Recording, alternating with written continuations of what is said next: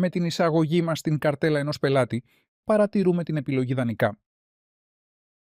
Κάνοντας κλικ στην προσθήκη δανεικών, μπορούμε να προσθέσουμε τα προϊόντα σκανάροντας ή πληκτρολογώντας.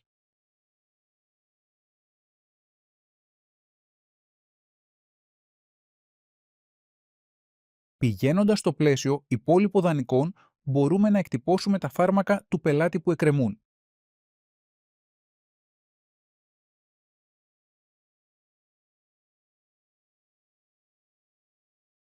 Για να σημειώσουμε ότι ένα προϊόν δεν ανήκει πλέον στην λίστα δανεικών, επιλέγουμε την μερική επιστροφή δανεικών, όπου σκανάρουμε ή πληκτρολογούμε την ταινία γνησιότητας ώστε να μην το αναζητούμε. Αλλιώς, μπορούμε να εντοπίσουμε το προϊόν από την λίστα και να κάνουμε κλικ στο κυκλάκι επιστροφή. Για την εξόφληση όλων των δανεικών, επιλέγουμε το επιστροφή όλων των δανεικών και επιστροφή, όπου σκανάρουμε ή πληκτρολογούμε το προϊόν ώστε να μην το αναζητούμε.